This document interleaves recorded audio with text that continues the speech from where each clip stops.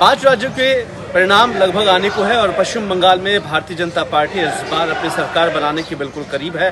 शुरुआती और अब जब दोपहर का समय हो चुका है, उन रुझानों में बीजेपी को एक बड़ी बढ़त मिली है और यही वजह है कि भारतीय जनता पार्टी की सरकार लगभग बंगाल में बनने वाली है। जो लगातार दावे किए जा रहे थे पश्चिम बंगाल में 100 से प्लस सीटें पहले चरण में और 50 से सीटें दूसरे चरण में बीजेपी दावा कर रही थी, उन दावों को भी पार करती हुई नजर आ रही है। हालांकि जहां पर एक और नारा लगाया गया था कि 4 मई दीदी गई, इन तमाम पहलुओं पर बीजेपी कहीं ना कहीं सटीक आंकड़ों के पास पहुंची है और बंगाल के गढ़ को ढहाने में, यानी ममता के गढ़ को ढहाने के अंदर बीजेपी लगभग कामयाब हो चुकी है। मेरे पीछे आप देखेंगे ये प्रदेश पार्टी कार्यालय है, जहां पर आपको भारी संख्या में कार्यकर्ता नजर आएंगे।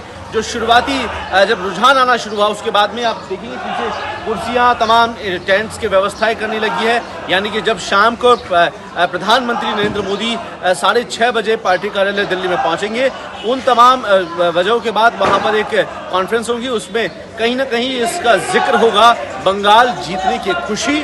खासतौर पर आपको जहां पर हम कह रहे थे कि बंगाल की अस्मिता और बंगाल के लोगों के लिए सवाल है, उनके विकास के लिए सवाल है, तो कहा जा सकता है एक बड़ा परिवर्तन बंगाल में होगा। और जो खेला होने की बात हो रही थी वो आपको दिख रहा है कि रुझानों में खेला हो गया है। यहाँ कमल खिलने की कुछ ही घंटों की दरकार है, जहाँ पर एक बार फिर जहाँ बीजेपी अपना परचम लहराने की और आगे बढ़ रही है, वो भी बंगाल के अंदर।